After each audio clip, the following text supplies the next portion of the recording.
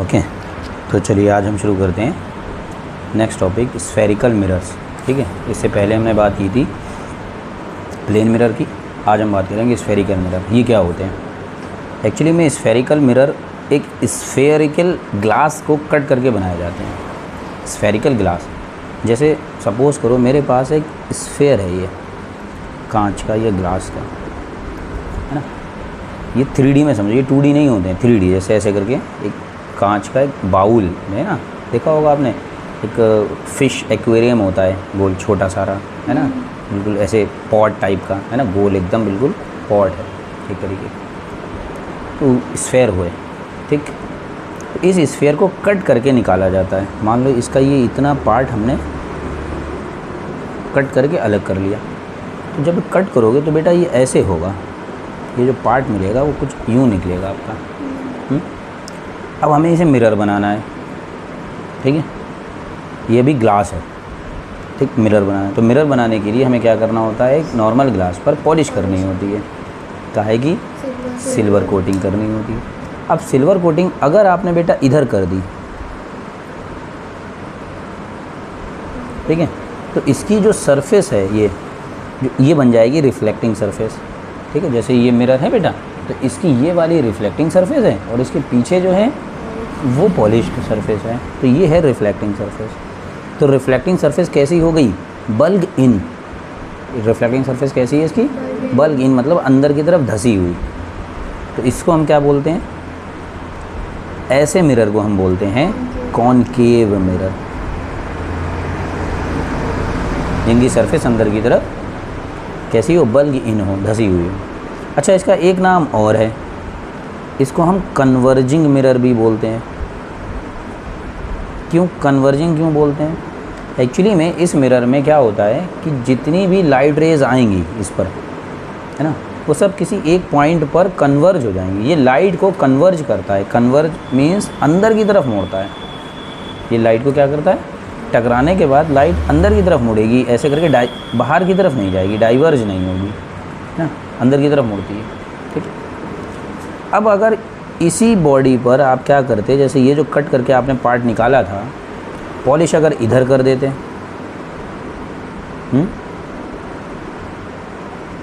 तो reflecting surface आपकी ये हो जाती, इधर वाली। ये रिफ्लेक्टिंग सरफेस कैसी है? बल्ग आउट, बाहर की तरफ उभरी हुई। तो इस तरह के मिरर को हम कहते हैं कॉन्वेक्स मिरर। ठीक, इसका एक और नाम है, इसका नाम है डाइवर्जिंग मिरर।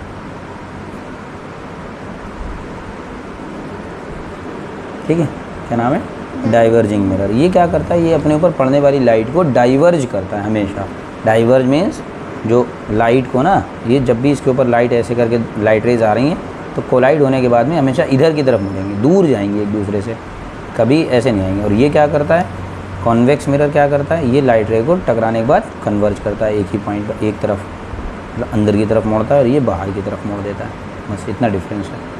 ठीक, अब इसमें कुछ टर्म्स होते हैं स्फेरिकल मिरर में, कुछ मैं टर्म यूज़ करूँगा, कुछ नेम यूज़ करूँगा, उनका मीनिंग क्या होता है। ठीक है, डिफिनेशन पे हम नहीं जा रहे हैं। एक बात बताओ बेटा,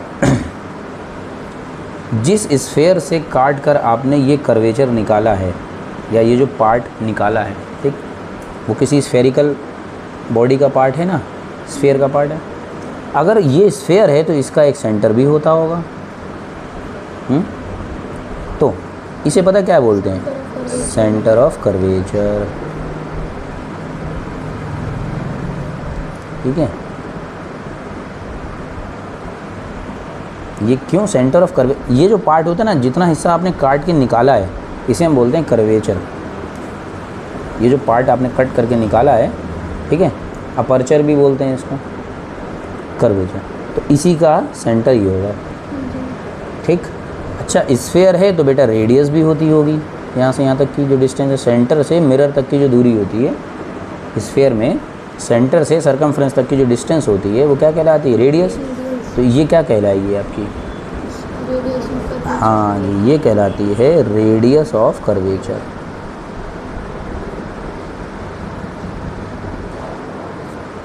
ठीक, समझ गया? नेक्स्ट, जो पार्ट आपने कट करके निकाला है, ठीक, जो पार्ट आपने कट किया है पूरे में, इससे ग्लास से मतलब नहीं है, सिर्फ इतने पार्ट से, इस पार्ट का एक मिड पॉइंट होता है। जो पार्ट कट करके निकाला है उसे हम बोलते हैं पोल। पी से रिप्रेजेंट करते हैं, इसे सी से रिप्रेजेंट करते हैं, ये आर से होती है रिप्रेजेंट। रेडियस ऑफ कर्वेचर को कैपिटल आर से लिखते हैं, सेंटर ऑफ कर्वेचर को सी से लिखते हैं और पोल को पी से रिप्रेजेंट करते हैं, ठीक। अब कह रहे हैं एक लाइन ड्रॉ करो, इमेजिनरी लाइन, ठीक, और स्ट्रेट हो, सीधी लाइन ड्रॉ करो जो सेंटर ऑफ कर्वेचर और पोल से होकर जाए। क्या कहोगे? A line which is passes through centre of curvature and pole. एक लाइन ड्रॉ करो, कितनी भी लंबी हो सकती है, कहीं से भी शुरू कर सकते हो, ये कहाँ से जाए? पोल से पास होकर जाए। तो इस लाइन को कहा गया प्रिंसिपल एक्सिस, ठीक है। क्या कहा गया? प्रिंसिपल एक्सिस, ठीक। ये कुछ 3-4 नाम हैं जो बार बार मैं यूज़ करूँगा, तो आपको पता होना चाहिए ये क्या है, कौन सी चीज़ें हैं, ठीक है। अब इसमें एक पॉइंट और आता है, फोकस। ये क्या होता है? मान लो यहाँ पे मैंने पॉलिश कर रखी है इधर वाले पार्ट पर, ठीक है। फोकस पॉइंट क्या होता है? जब कोई लाइट रे प्रिंसिपल एक्सिस के पैरेलल आती है, ये मान लो कोई लाइट रे आ रही है, इसको हम बोलेंगे इंसिडेंट रे। क्या बोलेंगे? इंसिडेंट रे, आने वाली लाइट रे मिरर पे टकराई यहाँ पर, ठीक है। टकराने के बाद अब ये वापस आएगी, रिफ्लेक्शन होगा तो घूम के इधर ही आएगी। तो क्योंकि ये कर्व है तो कर्वेचर ये कौन सा है बेटा? ये कॉनकेव बन गया कि कॉन्वेक्स बन गया?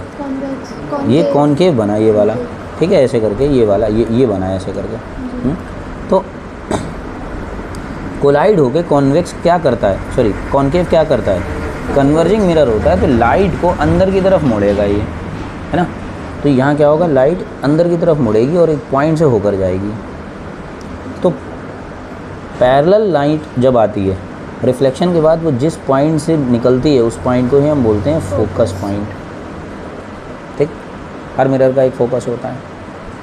और बेटा फोकस से की पोल से जो डिस्टेंस होती है उसे हम बोलते हैं फोकस लेंथ या फोकल लेंथ, ठीक। और एक बात याद रखना, जिधर सेंटर ऑफ कर्वेचर होगा उधर ही फोकस होगा। अगर सेंटर ऑफ कर्वेचर इधर है तो फोकस इधर होगा, सेंटर ऑफ कर्वेचर अगर इधर है तो फोकस भी उधर ही होगा, ठीक। ये पॉइंट, जैसे फॉर एग्जांपल मैंने कहा मेरे पास ऐसे करके एक मिरर ये है, ऐसे दिया है, तो ये कौन सा है बेटा? ये है कॉनकेव, ठीक। अगर मैं इसका स्फीयर कंप्लीट करूं तो किधर को कंप्लीट होगा? इधर होगा कि इधर होगा? इधर साइड में कंप्लीट होगा ना। तो इसका स्फीयर इधर कंप्लीट होगा तो सेंटर भी इधर ही होगा कहीं बीच में। तो इसका जो है कॉनकेव का सेंटर इधर होगा, और जिधर सेंटर होता है उधर ही फोकस होती है, करेक्ट। अब मान लो मेरे पास एक ऐसे करके था मिरर, और पॉलिश इधर या इधर किधर भी की गई हो, इससे फ़र्क नहीं पड़ता है, यहाँ पॉलिश कर दिया आपने। तो अब इसका स्फीयर कंप्लीट करोगे तो इधर की तरफ करोगे ना कंप्लीट, तो इधर स्फीयर कंप्लीट होगा तो सेंटर ऑफ कर्वेचर भी इधर ही होगा इसका, तो इसका सेंटर ऑफ कर्वेचर इधर होगा दूसरी साइड, और जिधर सेंटर होता है उधर ही फोकस होता है, ठीक। अच्छा, एक और इम्पोर्टेंट बात रह गई कि जो फोकस होता है वो सेंटर ऑफ कर्वेचर और पोल के बिटवीन, ठीक। अब दो वर्ड होते हैं बिटवीन, एक वर्ड होता है मिड, दोनों में क्या डिफरेंस है? बिटवीन मतलब दो चीज़ों के बीच में है वो, ठीक है, मतलब किसी बिल्कुल बीच में। जैसे फॉर एग्जांपल मैंने कहा मेरे पास दो ऑब्जेक्ट हैं, जैसे एक ये है, ठीक है, और एक ये है ना। अब इन दोनों के बीच में कुछ रख दो, ठीक है, इन दोनों के बीच में। तो अगर मैंने यहाँ रख दिया इसको, ठीक है, देखो अगर मैंने इसको यहाँ रख दिया तो ये भी तो बिटवीन ही है इसके, ठीक है। यहाँ रख दिया तो भी बिटवीन है, इन दोनों के बीच में ही तो आ रहा है। लेकिन अगर मैंने बिल्कुल मिड में रखा, इन दोनों के बिटवीन तो है ये, लेकिन कैसा बिटवीन है कि दोनों साइड से इसकी जो डिस्टेंस है इक्वल है, मिड में है। तो मिड का मतलब होता है बिल्कुल बीच में, दोनों तरफ से इक्वल डिस्टेंस हो, बिल्कुल बीच में बैठा हो। तो जो फोकस होता है वो सेंटर ऑफ कर्वेचर और पोल के मिड में होता है बेटा। क्या होता है? मिड में होता है, ठीक है, बिल्कुल बीच में होगा यहाँ पे। चलो बात समझ गए क्लियर? पाते हैं रिलेशन होता है, relation between radius of curvature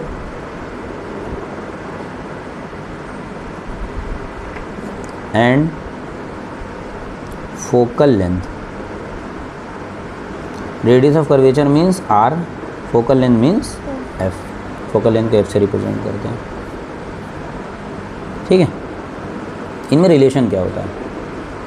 क्या कहा गया, जैसे कोई मिरर है मेरे पास, फॉर एग्जांपल एक स्फेरिकल मिरर है, चलो मैं कॉनकेव ही ले रहा हूँ, सपोज दैट ये क्या होगी इसकी, ये होती है प्रिंसिपल एक्सिस। देखो यहाँ कहीं सेंटर ऑफ कर्वेचर है फॉर एग्जांपल, और ये पोल है, तो सेंटर ऑफ कर्वेचर और पोल को मिलाने वाली जो लाइन होती है उसे हम क्या कहते हैं? Principal axis. तो जो फोकस अभी बताया, फोकस कहाँ होता है? सी और पी के मिड में होता है, ठीक बेटा। अच्छा, सेंटर ऑफ कर्वेचर की पोल से जो दूरी होती है, डिस्टेंस होती है, इसे हम बोलते हैं रेडियस ऑफ कर्वेचर, यही तो होगी यार। और फोकस की यहाँ से डिस्टेंस जो होती है फोकस पॉइंट की पोल से, वो कहलाती है फोकल लेंथ यानी एफ।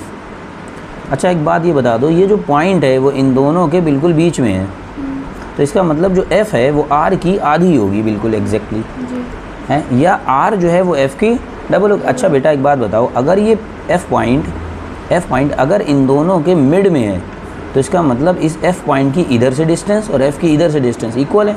तो मतलब अगर इधर एफ़ है, यहाँ से यहाँ तक की डिस्टेंस अगर एफ़ है, तो यहाँ से यहाँ तक की भी क्या हो जाएगी? एफ़। तो देखो यहाँ से यहाँ तक एफ़ और यहाँ से यहाँ तक एफ़, तो टोटल सी से पी तक की डिस्टेंस कितनी हो गई? 2f, और सी से पी तक की डिस्टेंस कितनी है? r है। तो इसका मतलब r जो है वो किसके बराबर है? 2f के। इसका एक डेरिवेशन भी होता है, ठीक है, लेकिन ये 12th में है, अभी आपके यहाँ सिर्फ फार्मूला है 10th में, ठीक। तो रेडियस ऑफ कर्वेचर और फोकस में क्या, फोकल लेंथ में क्या रिलेशन होता है कि r जो होती है वो 2f के बराबर होती है। Radius of curvature focal length की दुगनी है। या फिर ये हो सकता है कि फोकल लेंथ जो है वो रेडियस ऑफ कर्वेचर की हाफ हो जाए, ठीक है।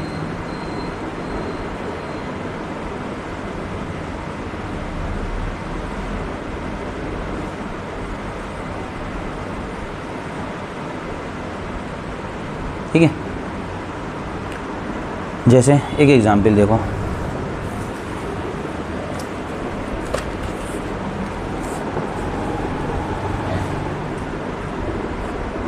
जैसे एक प्रॉब्लम है, क्वेश्चन कह रहा है कि एक मिरर है, स्फेरिकल मिरर है, उसने नाम नहीं बताया कौन सा मिरर है, कि वो कॉनकेव है कि कॉन्वेक्स है। एक स्फेरिकल मिरर है whose radius of curvature is 16 centimetre, उसकी रेडियस ऑफ कर्वेचर 16 सेंटीमीटर है, तो बताइए उसकी फोकल लेंथ कितनी होगी, ठीक है। सिंपल सा क्वेश्चन है आपसे, तो आप क्या कहोगे? Sir r is equal to 2f होता है, ये फार्मूला है। r की वैल्यू गिवन है तो r की वैल्यू पुट कर दो, 16 is equal to 2 into F. मुझे f की वैल्यू निकालनी है तो 2 को उधर भेजना पड़ेगा, 2 मल्टीप्लाई में है तो डिवाइड में जाएगा, तो ये हो जाएगा 16/2 इज इक्वल टू क्या बचेगा? f, और 2 से 16 को कट करोगे तो 8, तो इसका मतलब f की वैल्यू 8 सेंटीमीटर आ गई। तो अगर रेडियस ऑफ कर्वेचर कितनी है? 16 है, तो फोकल लेंथ 8 होगी, जस्ट हाफ हो जाएगी। इसी तरीके से क्वेश्चन को उल्टी तरीके से भी कह सकता है, अपोजिट साइड से भी पूछ सकता है कि एक स्फेरिकल मिरर है जिसकी फोकल लेंथ जो है वो 16 सेंटीमीटर है, तो बताओ उसकी रेडियस ऑफ कर्वेचर कितनी होगी? कितनी होगी? r इज इक्वल टू होता है 2f, ठीक।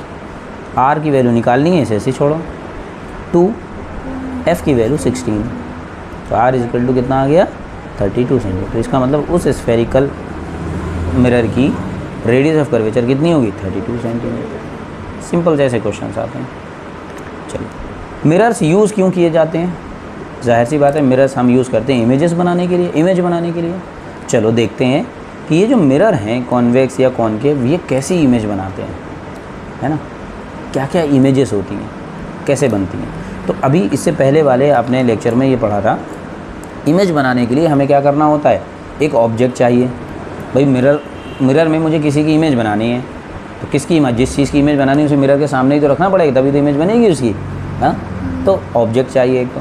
फिर क्या देखा था हमने कि ऑब्जेक्ट में से लाइट रेज निकल रही थी, जाती नहीं, वो लाइट रेज मिरर पे टकराती हैं, बिलियंस ऑफ लाइट रेज निकलती हैं। हमने क्या करा था, हमने सिर्फ 2 लाइट रेज को लेकर एक्सप्लेन किया था आपको, सिर्फ 2 लाइट रेज, ज़्यादा नहीं लेंगे।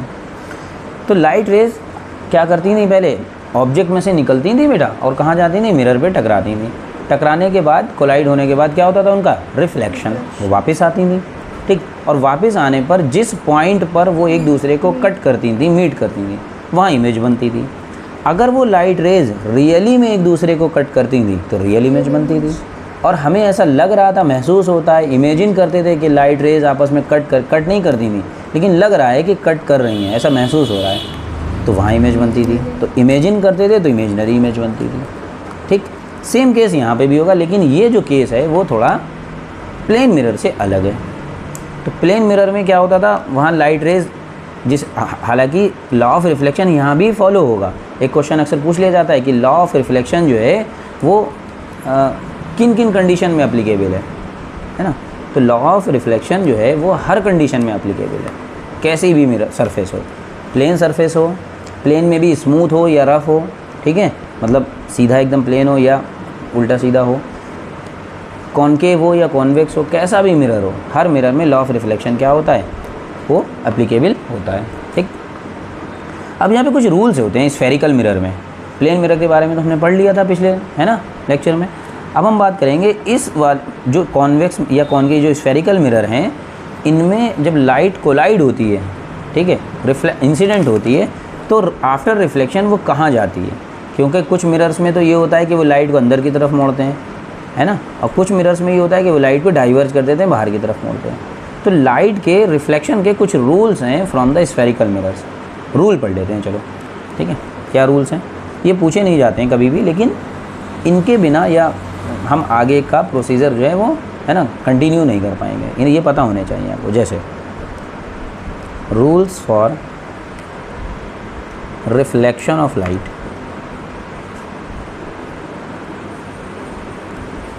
From spherical mirrors. बेटा जब मैं स्फेरिकल मिरर्स कह रहा हूँ तो इसका मतलब दोनों मिरर की मैं बात कर रहा हूँ, ठीक है। आइदर इट कैन कॉनकेव और कॉन्वेक्स, ये कॉनकेव भी हो सकता है, ये कॉन्वेक्स भी हो सकता है। चलो पहला रूल क्या कहता है, पहला रूल ये कहता है अगर कोई लाइट रे प्रिंसिपल एक्सिस के पैरेलल आएगी, पैरेलल आई और मिरर पे टकराई, इंसिडेंट लाइट रे जो आने वाली लाइट रे है वो कैसे आ रही है, प्रिंसिपल एक्सिस के पैरेलल आ रही है, तो क्या होगा, ठीक है। व्हेन लाइट रे इंसिडेंट, ठीक है, parallel to principal axis, principal axis, तो क्या होगा देखो ज़रा।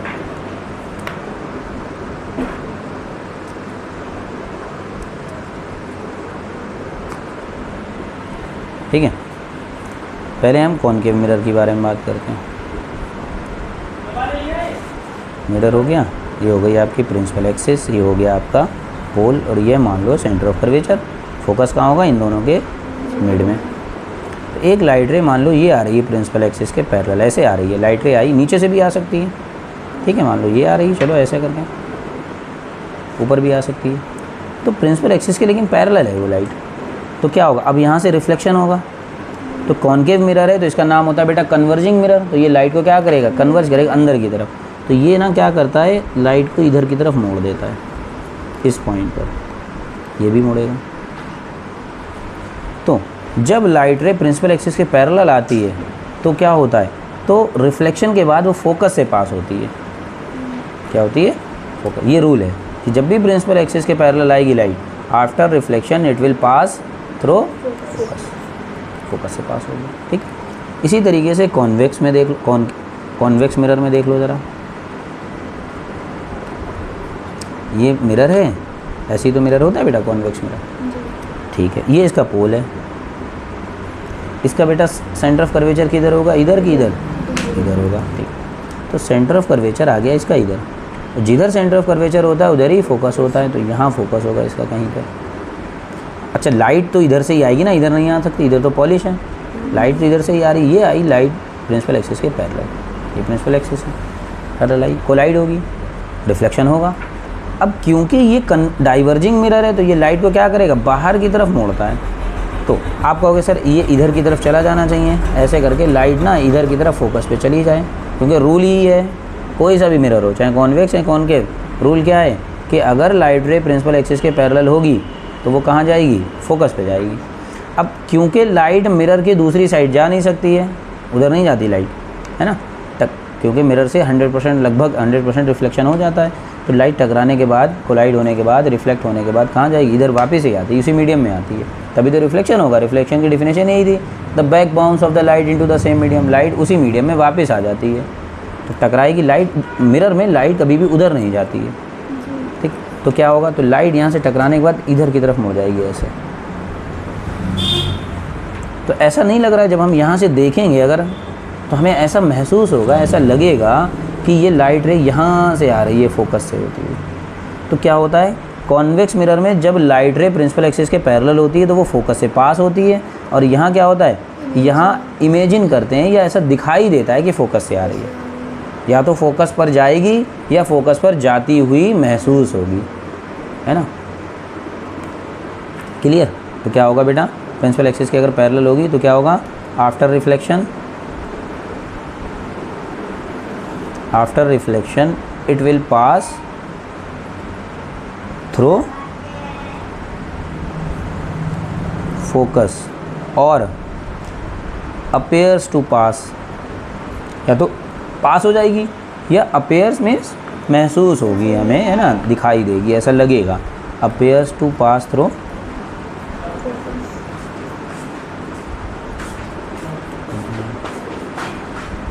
focus। क्यों परेशान कर दिया यार, शरीफ है, उठाओ भी। हाँ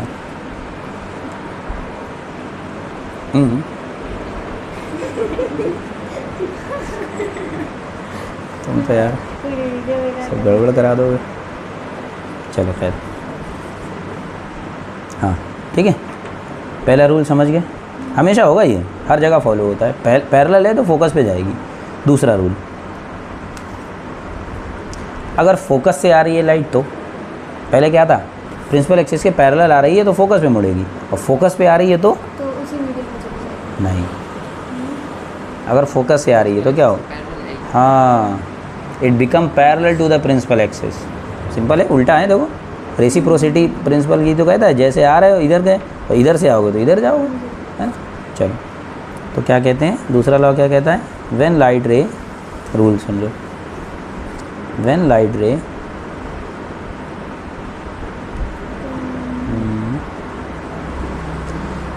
इंसिडेंट थ्रू फोकस, फोकस से अगर आए तो क्या होगा, तो देखो कॉनकेव में क्या होगा बेटा, ठीक है, ये कॉनकेव मिरर, ये पोल है इसका, ये सेंटर ऑफ कर्वेचर है, ये मान लो फोकस है। लाइट रे अगर ऐसे आ रही है, यहाँ से ऐसे फोकस से होती हुई आ रही, कहीं से आ रही दूर से और फोकस से आ गई, तो कोलाइड होने के बाद, रिफ्लेक्शन होने के बाद क्या होगा, यहाँ पे इंसिडेंट हुई, इसके बाद रिफ्लेक्ट होगी, तो पैरेलल हो जाएगी प्रिंसिपल एक्सिस के। सेम यहाँ भी हो सकता था, अगर ऊपर आती है ऐसे करके तो इधर चली जाती, ठीक। कॉनकेव में क्या होगा, सॉरी कॉन्वेक्स में, इसका फोकस इधर है, सेंटर ऑफ कर्वेचर इधर है, ठीक। मान लो ये लाइट रे आ रही है ऐसे करके, ऐसा लग रहा है कि ये फोकस पे जाएगी, अब लाइट उधर तो जा नहीं सकती है मिरर के दूसरी तरफ, यहाँ पे टकराएगी यहाँ पे, और यहीं पे रिफ्लेक्शन हो जाएगा, तो ये क्या हो जाएगी, ऐसे हो जाएगी, ठीक है। पैरेलल आई तो फोकस पे मुड़ गई, फोकस से आई तो पैरेलल हो गई, ठीक। तो क्या लिखोगे, इट बिकम पैरेलल, क्या लिखोगे, it become parallel to principal axis, ठीक है। चलो नेक्स्ट रूल, रूल नंबर 3 क्या कहता है,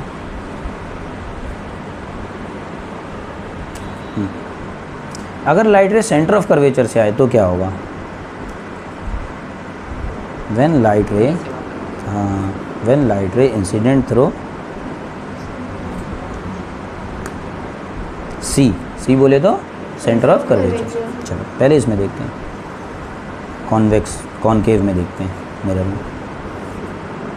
ये पोल है, ये सेंटर ऑफ कर्वेचर है और ये फोकस होगा। लाइट रे क्या हो रही है? यहाँ से, इधर से आ रही, ऊपर से आ रही, नीचे से भी आ सकती है। सेंटर ऑफ कर्वेचर से अगर लाइट रे आई बेटा तो ये रीट्रेस करेगी पाथ अपना, वापस चली जाएगी। ऐसा पता क्यों होता है? आपको पता है कि लॉ ये कहता है रिफ्लेक्शन का कि आने वाला angle, that mean incident angle और रिफ्लेक्टेड एंगल इक्वल होते हैं, है बात, दोनों एंगल इक्वल होते हैं। तो यहाँ क्या हो रहा है एक्चुअली में, अच्छा एक नॉर्मल भी होता है। तो स्फेरिकल में जो रेडियस होती है, जैसे सेंटर ऑफ कर्वेचर से बेटा यहाँ से यहाँ तक की ये डिस्टेंस, ये रेडियस ही तो हो गई एक तरीके की। रेडियस जो होती है वो स्फेयर पे नॉर्मल होती है, 90 डिग्री एंगल बनाती है। ठीक है, अभी पढ़ोगे आप लोग मैथमेटिक्स में कि स्फेयर में एक टेंजेंट हुआ करती है, टेंजेंट और रेडियस के बीच का एंगल हमेशा 90 डिग्री होता है। तो जो रेडियस है वो सरकमफ्रेंस के साथ हमेशा 90 डिग्री एंगल बनाती है, और सरफेस के साथ जो लाइन 90 डिग्री एंगल बनाए वो क्या कहलाती है? वही नॉर्मल होती है। तो लाइट रे नॉर्मल के अलोंग आ रही है, मतलब इंसिडेंट एंगल 0 है, जैसे ये नॉर्मल है, और लाइट रे भी इसी के अलोंग आ रही है आपकी, देखो जैसे ये नॉर्मल है ये, और लाइट रे भी यहीं से आ रही है ऐसे इसी के अलोंग, तो 0 एंगल हो गया दोनों के बीच का। और अगर 0 पे आ रही तो जाएगी भी 0 पर ही वापस।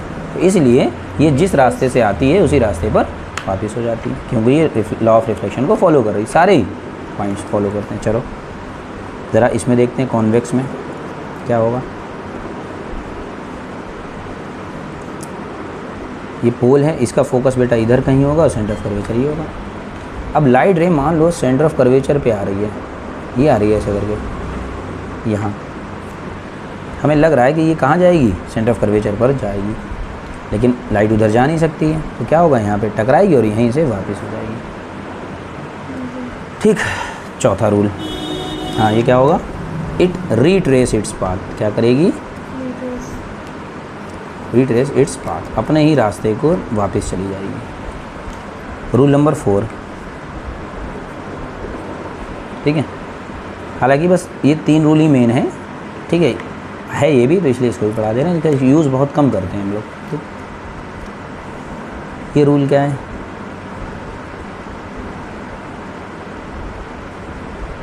ये है फोकस पॉइंट और ये है सेंटर पॉइंट। अगर लाइट रे प्रिंसिपल एक्सिस पे यहाँ पोल पे टकरा जाए तो बेटा ये जो लाइन होती है इसके लिए नॉर्मल का काम करती है, तो ये आने वाला एंगल हो गया।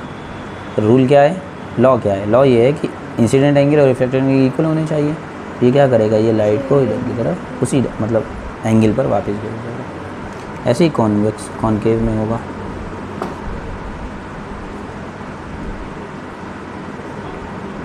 ये पोल है, इधर फोकस है, सेंटर ऑफ कर्वेचर है, यहाँ आती है लाइट है, ठीक है। तो ये क्या करेगा? इसको इधर की तरफ मोड़ देगा, ठीक है। ये एंगल देखा जाएगा इसका नॉर्मल ये इंसिडेंट एंगल और रिफ्लेक्टेड एंगल इक्वल होंगे। कॉन्वेक्स में सर इमेजिनरी बनी है। ये कैसे पता चला आपको? ये सामने इमेजिन कर रहे हैं। कॉन्वेक्स में सब इमेजिनरी बनती हैं, अभी आएंगे उस पर।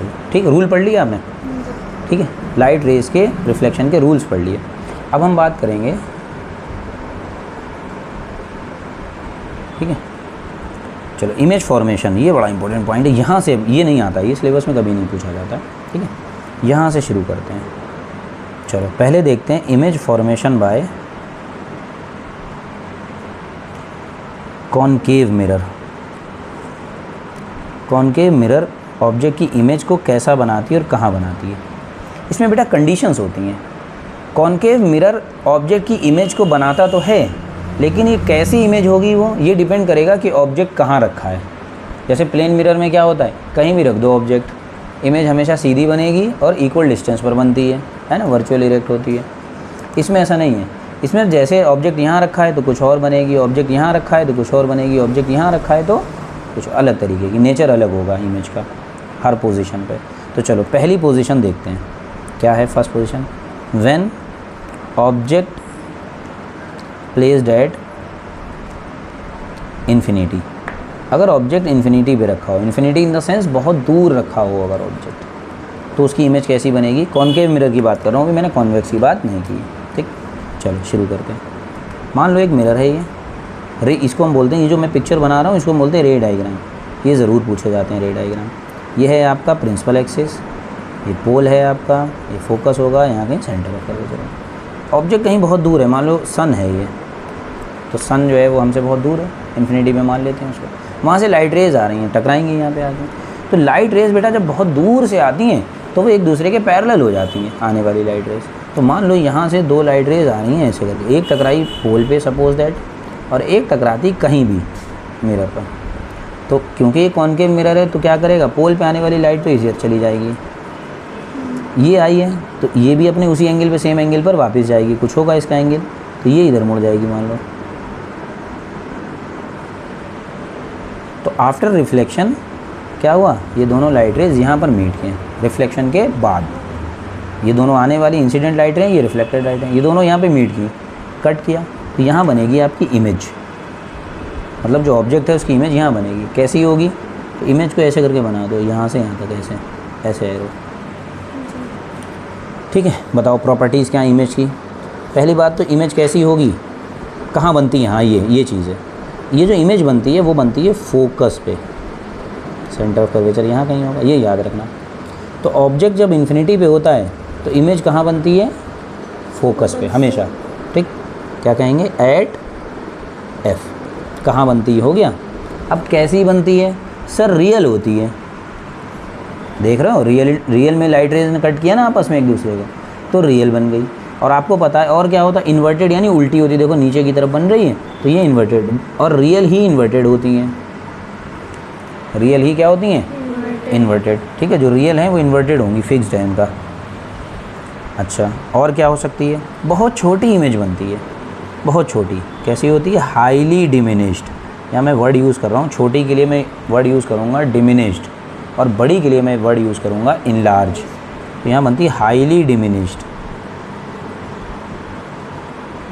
बल्कि यूँ कह सकते हो कि पॉइंट साइज़ बनती है।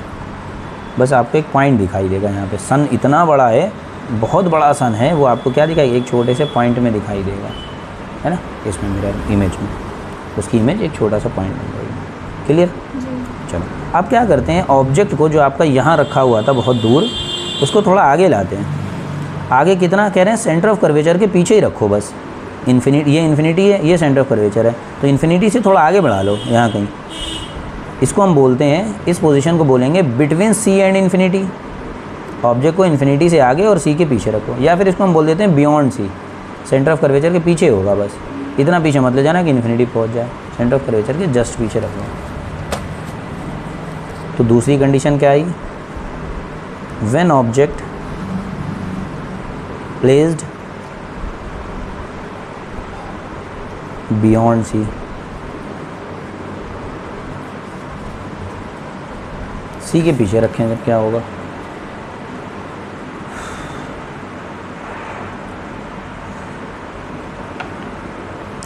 ठीक है। चलो, ये है आपका कॉनकेव मिरर, ये है प्रिंसिपल एक्सिस, ये पोल है, सेंटर ऑफ कर्वेचर फोकस इधर कहीं होगा। मान लो यहाँ कहीं सेंटर ऑफ कर्वेचर है, ऑब्जेक्ट आपने यहाँ रख दिया, ये ऑब्जेक्ट है आपका, इसका नाम है ओ ऑब्जेक्ट। ठीक, ये कहाँ रखा है, सेंटर ऑफ कर्वेचर के जस्ट पीछे, बिल्कुल सेंटर ऑफ कर्वेचर में नहीं है, उसके थोड़ा पीछे है, बियॉन्ड द। अब यहाँ से क्या होगा बेटा, लाइट रेज निकलेंगी। तो मान लो एक लाइट रे हम निकाल रहे हैं प्रिंसिपल एक्सिस के पैरेलल, तो ये कहाँ जाती है, प्रिंसिपल एक्सिस। ओके, तो रूल है, ये प्रिंसिपल एक्सिस है, वो फोकस से पास होगी, यहाँ से निकल जाएगी। ठीक, दूसरी लाइट रे आप फोकस से भी मार सकते हो, यहाँ से मार दोगे, या सेंटर ऑफ कर्वेचर से भी पास कर सकते हो। सेंटर ऑफ कर्वेचर से पास करोगे तो क्या होगा, वो वापस आएगी ऐसे ही टकरा के। चलो मैं फोकस से निकाल दे रहा हूँ, दूसरी दो लाइट रे यूज़ कर लेते हैं। ये फोकस से मार दी, तो फोकस वाली का क्या रूल है बेटा, जो फोकस से आती है वो it become parallel to the principal axis, ये पैरेलल हो जाएगी प्रिंसिपल एक्सिस के, और ये सीधी चली जाएगी। अब इन दोनों लाइट रेज ने यहाँ पे कट किया एक दूसरे को, तो यहीं बन जाएगी आपकी। और कैसी बनेगी बेटा, देखो ये बनेगी इमेज आई। कहाँ बन रही है इमेज, सी और एफ के बीच में, बिटवीन द सी और एफ। वहाँ कहाँ बन रही थी, एफ पर। यहाँ कहाँ बन रही है, सी और एफ के बीच में, एफ से थोड़ा इधर खसक जाएगी। तो कहाँ बनेगी बेटा इमेज हमारी, between, very good, between C and F. एक पॉइंट हो गया।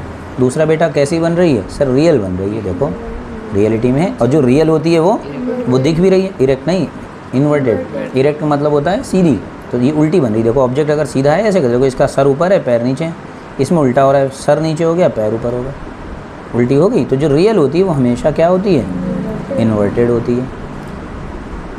दूसरा छोटी बनेगी लेकिन थोड़ी सी बड़ी हो जाएगी, तो इसको हम हाईली डिमिनिश्ड ना कह के क्या कहेंगे, खाली डिमिनिश्ड कह देंगे कि छोटी है इमेज।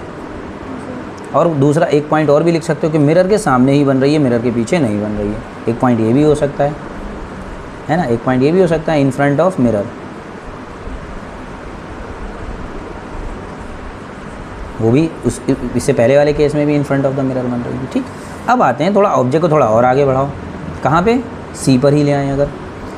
थर्ड पॉइंट, ये बड़ा इंपॉर्टेंट पॉइंट है, इस पर बेस्ड प्रैक्टिकल भी होते हैं आपके। ठीक है, आपके एग्ज़ाम्स में सॉरी प्रैक्टिकल्स होंगे। एक कॉनकेव मिरर है, उसकी फोकल लेंथ फाइंड करिए। तो क्या करेंगे हम, तो एक ऑब्जेक्ट रखेंगे मिरर के सामने और उसकी इमेज वहीं बननी चाहिए जहाँ होती है। फिर उसकी, ठीक है, जहाँ पे रखोगे ऑब्जेक्ट, इमेज भी वहीं पे बन रही है अगर, तो ऑब्जेक्ट की मिरर से दूरी नाप लो, तो वो सेंटर पे रखा होगा। तो सेंटर ऑफ कर्वेचर और पोल के बीच की डिस्टेंस रेडियस होती है। और रेडियस पता चल गई तो फोकस पता चल जाएगा, आधी कर दोगे उसका। ठीक है, तो व्हेन ऑब्जेक्ट प्लेस्ड एट सी पे रखेंगे तो क्या होगा, देखो बेटा,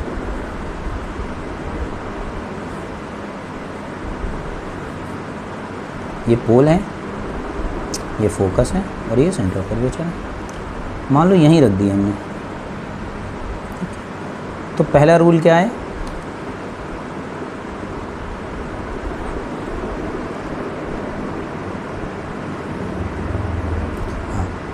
पहला रूल क्या है, प्रिंसिपल एक्सिस के पैरेलल मारो लाइट। ये कहाँ से पास होगी, ये जाएगी फोकस से। ठीक है, पहली। दूसरी मार दी आपने फोकस पे, तो ये कहाँ जाएगी, ये प्रिंसिपल एक्सिस के पैरेलल हो जाएगी। It become parallel to the principal axis. दोनों लाइट ने यहाँ कट किया, तो यहाँ पे इमेज बनेगी। तो ये ऑब्जेक्ट है और ये इमेज। तो जब ऑब्जेक्ट सी पर रखा होता है तो इमेज भी कहाँ बनती है, सी पर ही बनती है। पहला पॉइंट। दूसरा कैसी है बेटा, सर रियल है और इन्वर्टेड है। चौथा मतलब नेक्स्ट पॉइंट, थर्ड पॉइंट क्या है, सेम साइज़ की होती है। पहले बहुत छोटी थी, फिर थोड़ी छोटी है, अब सेम साइज़ की हो गई। यानी देखो इमेज का साइज़ बढ़ता जा रहा है। और ये भी लिख सकते हो in front of the mirror, mirror के सामने ही बनती है। ठीक, उसको लिखने की इतना ज़रूरत नहीं। क्लियर है। अब आते हैं फोर्थ पोजीशन में। 6 कंडीशन है इसमें, 6। ठीक है, 5 एक जैसी हैं, 6 थोड़ी अलग है। अब कह रहे हैं कि ऑब्जेक्ट को अब थोड़ा और आगे बढ़ाओ, यहाँ रखो, बिटवीन सी और एफ रखो। तो क्या होगा, when object placed between C and F, C और एफ के बीच में रखो तो क्या होगा। तो कह रहे हैं कि देखो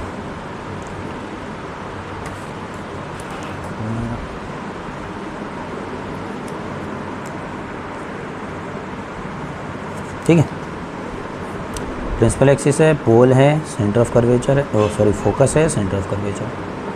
अगर ऑब्जेक्ट यहाँ रखा हो इन दोनों के बीच में, ये ऑब्जेक्ट है आपको, तो इमेज कहाँ बनेगी, तो पहली लाइट रही तो प्रिंसिपल एक्सिस के पैरेलल मारो। ये कहाँ जाएगी बेटा, फोकस से जाएगी। और क्या रूल यूज़ कर सकते हो आप, फोकस पे मार सकते हो, आप पोल पे मार सकते हो, सेंटर ऑफ कर्वेचर भी मार सकते हो। लेकिन अब इसके लिए यहाँ से ऐसे करके मारना पड़ेगा ये मिरर को। और हम क्या कर रहे हैं, यहाँ फोकस पे ही मारे दे रहे हैं। चलो ठीक है, तो ये फोकस पे जो मारी तो क्या हो जाएगी, it become parallel to the principal axis. Principal axis parallel हो जाएगी, यहाँ कट करेंगी दोनों लाइट रेस, यहाँ कट करेंगे तो यहाँ इमेज बनेगी आपकी। तो इमेज कहाँ बन रही है, सी के पीछे, इमेज बन रही है बियॉन्ड सी, पहला पॉइंट। दूसरा रियल है और इन्वर्टेड है। तीसरा इनलार्ज है, अब बड़ी बनेगी, पहले सबसे छोटी पे थोड़ी बड़ी, फिर सेम साइज़, अब ऑब्जेक्ट से बड़ी हो गई, ठीक है। फिर फिफ्थ कंडीशन देखो,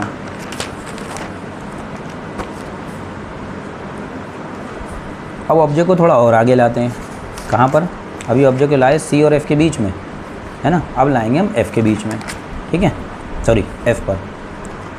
when object placed at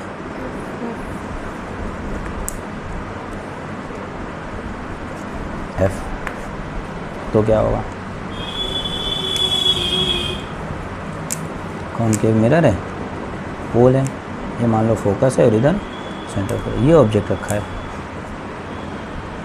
okay. एक लाइट रे सीधी मारो, ये क्या हो जाएगी? फोकस से जाएगी, सही है। एक लाइट रे पोल पे मार दो, चलो ये वाला रूल भी तो था, पोल पे मारेंगे तो क्या होगा? उसी एंगल पे वापस आए। अब ये लाइट रे ना थोड़ी सी ऐसी हो जाएंगी, ठीक, ऐसी, और ये मीट करेंगी जाके, लेकिन कहीं बहुत दूर। कहाँ मीट करेंगी? इन्फिनिटी पे। कहाँ जाएंगी ये? At infinity. और जहाँ पे लाइट रेज मीट करती हैं वहीं क्या बनती है?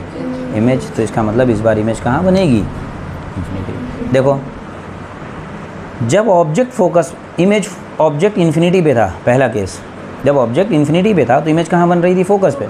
अब ऑब्जेक्ट फोकस पे आ गया तो इमेज कहाँ पहुँच गई? इन्फिनिटी पर पहुँच गई, ठीक। कैसी बनेगी? रियल होगी और इन्वर्टेड होगी।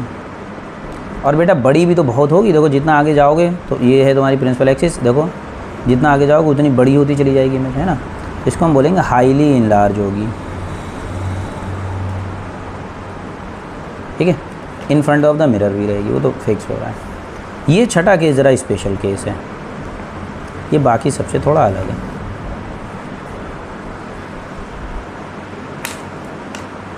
ये पोल है, फोकस है, सेंटर ऑफ कर्वेचर, ठीक। अब कह रहे हैं व्हेन ऑब्जेक्ट, अब ऑब्जेक्ट को थोड़ा और आगे बढ़ाओ, कहाँ बढ़ाओगे? फोकस और पोल के बीच में। When object placed between P and F, pole और फोकस के बीच में, यहाँ कहीं रखा है ऑब्जेक्ट, मान लो ये ऑब्जेक्ट। पहला रूल तो वही है, लाइट रे प्रिंसिपल एक्सिस से पैरेलल होना, तो कहाँ जाएगी बेटा ये? ठीक है, एक यहाँ मार दो पोल पे, पोल वाली इधर जाएगी, ठीक। दोनों लाइट रे देखने से मिल रहा है कि हम देखने से ये लग रहा है कि जितना इनको आगे बढ़ाएंगे दोनों एक दूसरे से दूर होती जाएंगी, यानी ये कभी भी मीट नहीं करेंगी।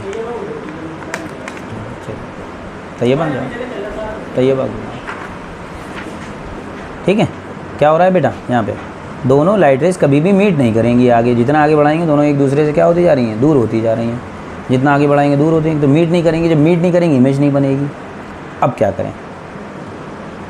तो आगे बढ़ाने पर लाइट रेज मीट नहीं कर रही, यानी इमेज फॉर्म नहीं हो रही। तो अब क्या करो?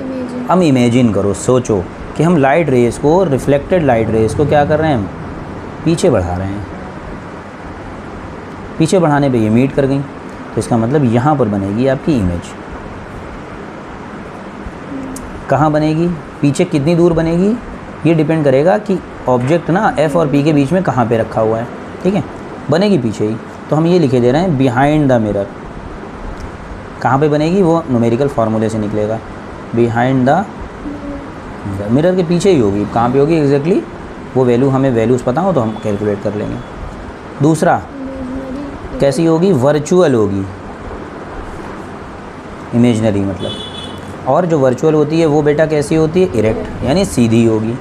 और इनलार्ज होगी, बड़ी होगी। कैसी होगी?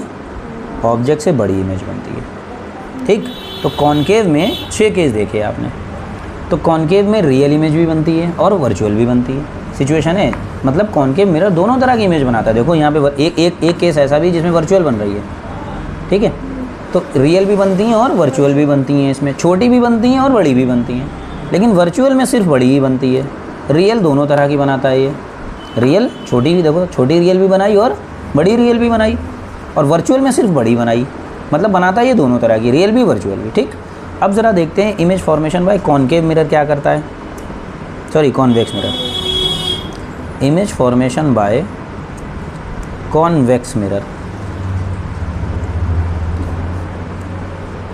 कॉन्वेक्स मिरर में क्या होता है, देखो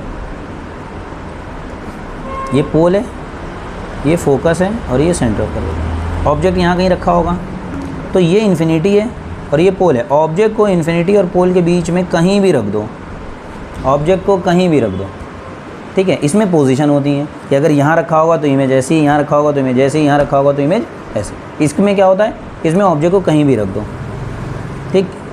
फिर क्या होगा, एक लाइट रे प्रिंसिपल एक्सिस के पैरेलल जाएगी, तो ये क्या होती है, जो प्रिंसिपल एक्सिस के पैरेलल जाती है वो फोकस की तरफ क्या होगी, मुड़ेगी, तो ये फोकस की तरफ मोड़ देगा, ठीक।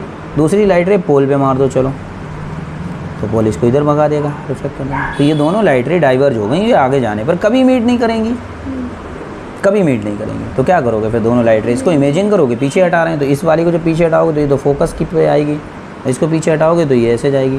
दोनों ने यहाँ कट किया तो यहाँ इमेज बन गई। तो एक बात याद रखना, कॉन्वेक्स मिरर में ऑब्जेक्ट को कहीं भी रख दो, इमेज हमेशा पोल और फोकस के बीच में ही रहेगी। पहला पॉइंट कहाँ बनेगी, हमेशा बिटवीन P एंड F। दूसरा, हमेशा वर्चुअल बनेगी और इरेक्ट बनेगी। वर्चुअल होती तो इरेक्ट भी होती है, ठीक, सीधी। तीसरा, हमेशा छोटी बनेगी। चौथा, बिहाइंड द मिरर बनेगी। देखो मिरर इधर है ना, इसके उधर बन रही है। यहाँ क्या होता था ज़्यादातर अच्छा, एक चीज़ तुमने गौर से कर देखी, अगर तुम सातों केस, जैसे 6 केस इसके हैं कॉन्वेक्स के, 6 केस कॉन्वेक्स के हैं, ठीक है, और एक केस जो है वो इसका है, 6 केस कॉनकेव के हैं और एक केस कॉन्वेक्स का है। तो सातों केसों को अगर एक साथ स्टडी करो आप, तो आप ये पाओगे कि जितनी भी रियल इमेज बन रही हैं वो सब मिरर के सामने ही है, इधर ही है। और जितनी भी वर्चुअल इमेज है, चाहे वो कॉन्वेक्स मिरर बना रहा हो चाहे कॉनकेव, वो हमेशा उधर बन रही है। तो मिरर में याद रखना कि जो वर्चुअल इमेज होती हैं वो हमेशा राइट साइड बनती हैं और जो रियल इमेज होती हैं वो हमेशा in front of the mirror बनती हैं, ठीक। तो बेटा एक बात पता चली, कॉन्वेक्स दोनों, कॉनकेव मिरर दोनों तरह की इमेज बना सकता है, ठीक है, रियल भी बना रहा है और वर्चुअल भी बना रहा है। लेकिन कॉन्वेक्स मिरर सिर्फ वर्चुअल बनाता है, ठीक। लेकिन कॉनकेव मिरर जो वर्चुअल बनाता है वो बड़ी होती है और कॉन्वेक्स मिरर जो बनाता है वो छोटी होती है, ठीक। अब फॉर एग्जांपल मैं आपसे एक क्वेश्चन पूछूं कि मुझे बेटा वर्चुअल इमेज बनानी है, मुझे वर्चुअल इमेज बनानी है, तो मुझे कौन से मिरर की नीड होगी, कॉन्वेक्स ही कॉनकेव? तो देखो वर्चुअल इमेज दोनों मिरर बनाते हैं, तो आपका सवाल मुझसे ये होगा, सर आप वर्चुअल इमेज बनाना चाहते हैं, वर्चुअल बड़ी बनाना चाहते हैं कि वर्चुअल छोटी बनाना चाहते हैं? पहले तो ये बताइए, हैं? तो मैं कहूँगा मुझे वर्चुअल चाहिए, वो भी छोटी, वर्चुअल हो तो छोटी। तो आप कहोगे सर कॉन्वेक्स यूज़ करिए क्योंकि वो वर्चुअल छोटी बनाता है। और मैं कहूँगा अगर मुझे बड़ी इमेज बनानी है वर्चुअल, तो क्या करना होगा, तो कॉनकेव यूज़ करना होगा, ठीक। अब इसका सीधा सा एग्जाम्पल सुनो, यूज़ कहाँ होते हैं इनके मिरर के। जैसे वर्चुअल का ही मैं एक एग्जाम्पल लूँ, वर्चुअल सीधी होती है ना, हमारे दांतों में कैविटी हो जाती है फॉर एग्जाम्पल, तो डॉक्टर्स के पास में एक छोटा सा मिरर होता है ना, वो स्टैंड में ऐसे करके लगा होता है, तो वो मिरर में लगा के देखते हैं अंदर कैविटी। तो वो कैविटी को क्या करना चाहते होंगे, जूम करके देखना चाहते होंगे कि छोटा करके देखना, जूम करके, यानी वो इमेज को बड़ा करके देखना चाहते होंगे। तो वर्चुअल और बड़ी इमेज कौन बनाता है, कॉनकेव। तो इसका मतलब जो डेंटिस्ट यूज़ करते हैं वो कौन सा मिरर होता है, कॉनकेव। मान लो मैं शेव कर रहा हूँ, शेविंग करते हैं जेंट्स लोग, शेव कर रहा हूँ, तो शेव कर ली मैंने, कभी कभी कुछ छूट जाते हैं बाल लेकर, ठीक है, तो मैं देख रहा हूँ कुछ छूट तो नहीं गया, वो दूर से दिखता नहीं है। और वर्चुअल इमेज चाहिए, सीधा मुंह हो ना, पता लगा ऐसे है तो उल्टा दिखेगा तो गड़बड़ हो जाएगी, सीधा मुंह दिखना चाहिए, यानी इरेक्ट होनी चाहिए इमेज और बड़ी होनी चाहिए। भाई जूम करके बनेगा, हमें अपना पूरा फेस नहीं देखना है, हमें यहाँ पे देखना कोई बाल छूट तो नहीं गया, तो यहाँ पर के हिस्से को इतना जूम कर लिया, तो मुझे क्या चाहिए, कॉनकेव मिरर। तो शेविंग में ये क्वेश्चन आता है, शेविंग के लिए हम यूज़ कर, शेविंग में है ना जो मिरर यूज़ करते हैं शेविंग के लिए, वो कैसा होता है, कॉनकेव होता है। और भी यूजेस होते हैं इसके कई सारे, डेंटिस्ट यूज़ करते हैं। हाँ, इंजीनियर्स टॉर्च यूज़ करते हैं, उनके हैट में एक टॉर्च लगी होती है, तो टॉर्च क्या करती है, वो माइनिंग में जब जाते हैं ना, अंदर नीचे जाते हैं माइंस के अंदर, तो उन्हें वहाँ पे रोशनी चाहिए होती है, उनके कैप में एक टॉर्च लगी होती है, यहाँ वो जलती रहती है, तो वो फोकस चाहते हैं, लाइट सामने ही हो, है ना। तो लाइट जो है सारी लाइट रेज एक ही पॉइंट पर पड़े तो वो क्या करते हैं लाइट रेज को वहाँ पे, तो वो ऐसे करके मिरर होता है उसका। तो ये कौन सा मिरर है, इस तरह से अंदर की तरफ धंसा हुआ, कॉनकेव। तो उनमें टॉर्च में कौन सा यूज़ होता है मिरर, कॉनकेव। ठीक, अब आते हैं व्हीकल्स में। गाड़ियों में साइड रियर व्यू मिरर होता है। गाड़ियों में, कार्स में एक साइड में मिरर लगा होता है, उसको हम बोलते हैं साइड रियर व्यू मिरर्स। उसमें हम क्या चाहते हैं, मिरर इतना छोटा है, उसमें हम चाहते हैं कि पीछे से आ रही हर गाड़ी हमें दिखाई दे, सारी चीज़ें दिखाई दें। ठीक है, पीछे का बहुत सब दिखाई दे, रोड भी दिखाई दे, खेत भी दिखाई दें, कार्स आ रही हैं, ट्रक्स आ रहे हैं, सब दिखाई दें, है ना। तो मतलब इतनी छोटी सी चीज़ में तुम इतने बड़ी चीज़ का व्यू इतनी छोटी सी चीज़ में तुम कन्वर्ज करना चाहते हो, तो इमेज कैसी बनानी पड़ेगी, तुम्हें छोटी बनानी पड़ेगी। भाई इस ऑब्जेक्ट की इमेज छोटी बना दो, है ना, तो ये यहाँ पे इतनी बड़ी दिखेगी। तो ऐसी बहुत बड़ी जगह है, बहुत बड़ी स्पेस है पीछे आपके, है ना, और उसकी इमेज ज़रा से छोटे से मिरर में आ जाए और कैसी दिखे, सीधी दिखे। सारी गाड़ियाँ कैसी चलती दिखाई दें, सीधी, उल्टी नहीं, ऐसे ट्रक उल्टा चलता हुआ दिख रहा है ना, आसमान में पहिए हैं और उसका ज़मीन ऐसे नहीं दिखाई दे, है ना, उल्टा नहीं चलता हुआ दिखाई देना चाहिए। तो जो साइड रियर व्यू मिरर्स हैं तो वहाँ कौन सा मिरर यूज़ करेंगे हम, कॉन्वेक्स, क्योंकि ये रियल बनाना है और कैसी बनानी है, वर्चुअल। ठीक है, छोटी बनानी, सबसे मेन चीज़ है छोटी।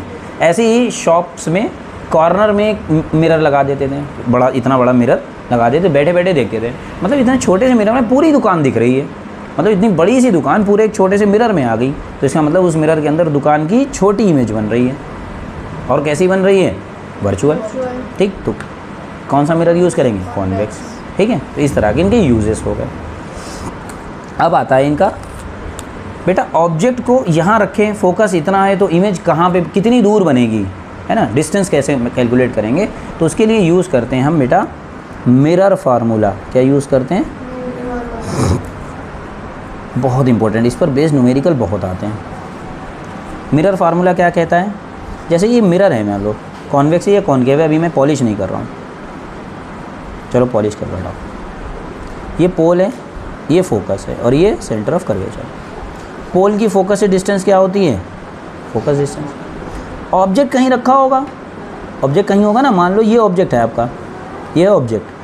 तो एक बात रखना, ऑब्जेक्ट मिरर से जितना दूर रखा होता है, ध्यान से सुनिएगा, ऑब्जेक्ट मिरर से जितना दूर रखा होता है उसकी डिस्टेंस को यू से रिप्रेजेंट करते हैं। यू क्या होता है, यू होता है distance of object from the mirror. ठीक, अब इस ऑब्जेक्ट की यहाँ कहीं इमेज बनेगी, ये मान लो उल्टी ऐसी तो बनती है, सेंटर के पीछे अगर ऑब्जेक्ट रखा हो तो इमेज सी और एफ के बीच में बनती है। तो इमेज की जो डिस्टेंस है मिरर से वो होती है वी। पोल से सारी डिस्टेंसेस हम पोल से नापते हैं एक्चुअली में।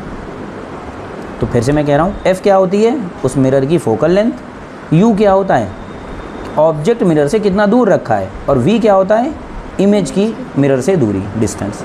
तो फार्मूला होता है 1/f = 1/v + 1/u। इसका डेरिवेशन भी है लेकिन आपके सिलेबस में नहीं है आज। हाँ जी, तो मैं ये कह रहा था कि एक फार्मूला होता है जो रिलेशन भी कहते हैं इसको मिरर फार्मूला भी बोलते हैं, फिर इसको रिलेशन बोलते हैं, relation between you V F. You क्या है बेटा, distance of object from mirror. क्या है, यू क्या है, इस चैप्टर में सिर्फ 2 ही फार्मूले हैं, इस चैप्टर में 2 ही फार्मूलाज हैं। एक तो वो पढ़ा था R = 2f वाला, और एक ये है, क्या होती है ये बेटा, distance of object from mirrors. ठीक, फिर v क्या होती है, distance of image from mirror. फिर f क्या होता है, ये फोकल लेंथ होती है। ठीक है, तो इस पर बेस्ड न्यूमेरिकल आते हैं, सबसे ज़्यादा पूछे जाते हैं बहुत। तो न्यूमेरिकल्स तो हम अगले हफ्ते करेंगे। ठीक है, सिर्फ न्यूमेरिकल, ये चैप्टर आज फिनिश करना है मुझे। मिरर फार्मूला हो गया। अब आता है इसमें एक चीज़ और, ये होती है मैग्नीफिकेशन। क्या होती है, एक्चुअली में इसका पूरा नाम होता है लीनियर मैग्नीफिकेशन। ये मैग्नीफिकेशन क्या होती है, आपने वर्ड यूज़ किया होगा या कहीं सुना होगा, मैग्नीफाइंग, मैग्नीफाई, है ना। एक ग्लास भी होता है, मैग्नीफाइंग ग्लास, वो क्या करता है, चीज़ों की बड़ा बना देता है इमेज को। कितने गुना बड़ा बना रहा है, जैसे ये है, इसका साइज़ है बेटा मान लो 4 सेंटीमीटर, और उसकी इमेज जो है वो 8 सेंटीमीटर की बन रही है, तो इमेज जो है वो कितनी 2 टाइम्स बड़ी बन रही है। ठीक है।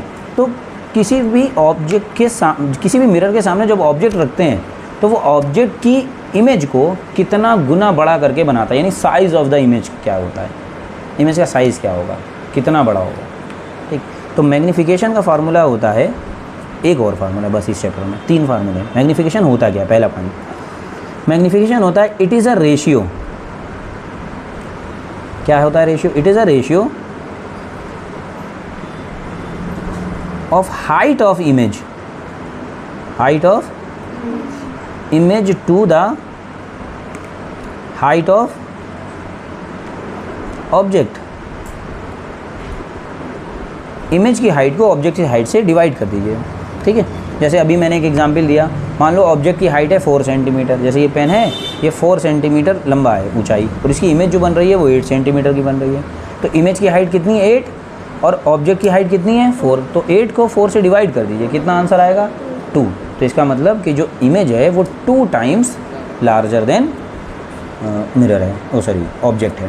ठीक, इसका फार्मूला क्या होता है, एम को इसको रिप्रेजेंट करते हैं मैग्नीफिकेशन को कैपिटल एम से।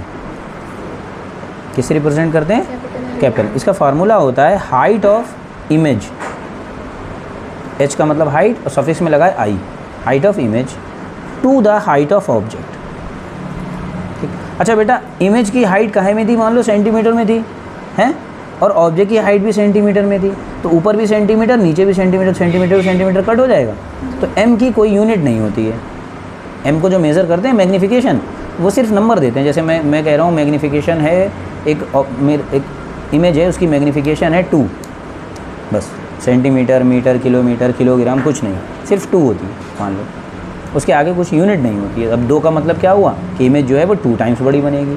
3 है तो इसका मतलब है कि इमेज 3 टाइम्स बनेगी। मैग्नीफिकेशन जितना होगा इमेज उतने टाइम्स बड़ी बनेगी। और अगर मैग्नीफिकेशन हाफ है, 1/2 है, तो इसका मतलब इमेज जो है वो आधी बनेगी। तो आधी का मतलब हो गया छोटी हो गई ना, तो छोटी ही बनती। अच्छा, इसके एक और फार्मूला होता है इसी में, एम का फार्मूला एक होता है HI/HO। एक फार्मूला इसका V और U के टर्म में भी होता है। तो इसका फार्मूला होता है V/U, यानी ये हाइट्स हैं बेटा और ये डिस्टेंस है। जैसे ये ऑब्जेक्ट है तो ये ऑब्जेक्ट की हाइट कितना है, ये ऑब्जेक्ट देखो, जैसे बेटा ये मोबाइल जो है वो मिरर है और ये क्या है ऑब्जेक्ट है, ये ऑब्जेक्ट की हाइट है। ठीक, ये हो गया हाइट ऑफ द ऑब्जेक्ट यानी HO, इसकी जो हाइट है। और ये जो पेन है वो इस लेंस से जितना डिस्टेंस है, ये यहाँ से यहाँ तक की जो डिस्टेंस है वो क्या कहलाएगी U, यानी distance of the object from mirror is U and height of the object is HO। HO और U में डिफरेंस समझना, ठीक है। ऐसे ही HI और V में डिफरेंस क्या है, HI क्या है height of the image, image की हाइट, और V क्या है इमेज की डिस्टेंस, दूरी मिरर से कि वो कितना दूर है, और HI का मतलब वो कितना बड़ा है। ठीक है ना, जैसे मैं मिरर के सामने खड़ा हो जाऊँ तो मेरी हाइट कितनी है, दिस इज़ HO, और मैं मिरर से कितना दूर खड़ा हूँ, दिस इज़ U, है ना, ये बात याद रखिएगा। ठीक है, ये चैप्टर फिनिश हुआ है यहाँ पे। अब इसमें क्या होता है, मिरर फार्मूला पर बेस्ड न्यूमेरिकल्स आते हैं एग्जाम्स में, बहुत आते हैं, सबसे ज़्यादा पूछे जाते हैं। मिरर फार्मूला पर न्यूमेरिकल्स को सॉल्व करने के लिए आपको ना U, V, F 3 चीज़ें हैं, इनमें से 3 में से कोई 2 गिवन होंगी और 1 पूछ ली जाएगी। मान लो U और V गिवन है, F पूछ लिया है, या U और F गिवन है, V पूछ लिया है। ये बताया कि ऑब्जेक्ट इतनी दूर रखा है, उस मिरर की फोकल लेंथ इतनी है, तो बताओ इमेज कहाँ पर बनेगी, कितनी दूर बनेगी, है ना, ये सारी चीज़ें पूछ सकते हैं। लेकिन मिरर फार्मूला से क्वेश्चंस लगाने से पहले यहाँ पे प्रॉब्लम ये आती है कि आपको ये पता करना पड़ेगा, कभी कभी F की वैल्यू माइनस में होती है और कभी कभी F की वैल्यू प्लस में होती है। U की वैल्यू कभी यही है, कभी कभी U प्लस में होता है, कभी कभी U माइनस में होता है, और ऐसे ही V की वैल्यू कभी V प्लस में होगी, कभी V माइनस में होगी। और अगर आपने गलती से प्लस अगर मतलब होना चाहिए माइनस, F की वैल्यू माइनस में लेनी चाहिए और आपने ले ली प्लस में, तो क्वेश्चन हो जाएगा आपका रॉन्ग, आंसर नहीं आएगा और गलत हो जाएगा, क्वेश्चन नंबर कट जाएंगे। तो कैसे करेंगे, कब U प्लस में होगा, V प्लस में होगा या माइनस में होगा, F प्लस में माइनस में कब होगा, यानी साइन हम कैसे टेक करें, यहाँ साइन टेक किए जाते हैं। ठीक, तो इसको हम बोलते हैं साइन कन्वेंशन। साइन कन्वेंशन बहुत आसान तरीका देखो इसका एक सीखने का। क्या होता है, ये है तुम्हारा कार्टेशियन कोऑर्डिनेट सिस्टम होता है। ये कौन सी एक्सिस होती है, X axis plus X axis, ये कौन सी एक्सिस होती है? Plus Y axis. ये होती है माइनस वाई एक्सिस और ये होती है माइनस एक्स एक्सिस। ये होता है ओरिजिन। मान लो आपने एक मिरर को रखा है, आपने एक मिरर को रखा है यहाँ पे, ठीक है। और मिरर को इस तरह रखो कि मिरर का जो पोल है, जैसे कॉन्वेक्स कॉन्केव ले लो, चलो कोई सा भी हो सकता है मिरर, मिरर का जो पोल है वो कहाँ पे आना चाहिए? वो ओरिजिन पे आना चाहिए, ठीक। अब बताओ बेटा, यहाँ ऑब्जेक्ट किधर रखोगे आप? इधर रखोगे कि इधर रखोगे? इधर रखा जाएगा। ऑब्जेक्ट हमेशा मिरर के सामने रखते हैं, तो ऑब्जेक्ट यहाँ रखोगे। तो ये हो गई ऑब्जेक्ट और ये पोल है, तो ये क्या हो जाएगी? ऑब्जेक्ट की पोल से दूरी क्या कहलाती है? यही तो यू होती है। Object from the distance of the object from the mirror, you. अच्छा ये बताओ, यू मेज़र करने के लिए हमें पॉजिटिव एक्स एक्सिस पे जाना होगा कि नेगेटिव एक्स एक्सिस पर? नेगेटिव एक्स एक्सिस पर चलना है। तो यू की वैल्यू आप क्या करोगे? नेगेटिव टेक करोगे हमेशा। ये आपको क्वेश्चन में गिवन नहीं होगा, ये आपको क्वेश्चन में गिवन नहीं होगा। बस यू तो देगा, ये नहीं कहेगा कि पॉजिटिव लेना है कि नेगेटिव लेना है। अब ये आपको सोचना है कहाँ पे प्लस लेना है, कहाँ पे माइनस। तो यू जो होता है वो नेगेटिव लिया जाता है हमेशा, क्योंकि ऑब्जेक्ट को नॉर्मली हम ये मानते हैं कि ऑब्जेक्ट हमारा लेफ़्ट साइड में ही रखा होता है इधर, और इधर की सारी डिस्टेंसेस कहाँ में है? माइनस में, ठीक। पहला पॉइंट उठाना बेटा। दूसरा, अगर बेटा मुझे इस ऑब्जेक्ट की हाइट नापनी है, ये नापना है, तो मुझे कहाँ जाना पड़ेगा? नीचे से ऊपर जाना पड़ेगा कि ऊपर से नीचे आना पड़ेगा? नीचे से ऊपर, यानी मुझे ऐसे जाना है। कौन सी एक्सिस पे जाना है मुझे? प्लस वाई पे, यानी पॉजिटिव पे जाना है। तो एच ओ के लिए क्या करेंगे हम? एच ओ यानी हाइट ऑफ द ऑब्जेक्ट क्या करेंगे हम? हमेशा पॉजिटिव लेंगे, ऑलवेज, क्योंकि हम ये मानते हैं ज़्यादातर कि ऑब्जेक्ट हमेशा सीधा ही रखा होता है। अगर उल्टा इमेज रखा होगा, तो सॉरी ऑब्जेक्ट रखा होगा, तब देखेंगे। वैसे नॉर्मली उल्टा नहीं रखते हैं, ठीक। 2 पॉइंट हो गए। अब वी की बात आती है। आपने देखा रियल इमेज जितनी भी होती हैं वो सब इधर ही बनती हैं। रियल इमेज इधर बनती है। मान लो ये इमेज है, तो इमेज की पोल से दूरी वी कहलाती है। तो वी नापने के लिए आपको इधर आना पड़ेगा, इस एक्सिस पर वी नापने के लिए इस पर चलना पड़ेगा। ये कौन सी एक्सिस है? नेगेटिव है, तो वी नेगेटिव ली जाती है। लेकिन कब? लेकिन वी बेटा कभी कभी इमेज तो इधर भी बनती है, ये भी इमेज होती है, और ये दूरी भी, यहाँ से यहाँ तक की डिस्टेंस भी क्या कहलाएगी? वी, भाई इमेज की मिरर से दूरी। तो वी इधर भी है, इधर भी है, यानी वी को मेजर करने के लिए मुझे नेगेटिव एक्सिस पे भी चलना पड़ेगा और पॉजिटिव पर भी। तो यानी वी जो है वो नेगेटिव भी हो सकता है और पॉजिटिव भी हो सकता है। लेकिन कब नेगेटिव होगा? जब इमेज इधर बनेगी, और इधर सारी इमेज कौन सी बनती हैं? रियल।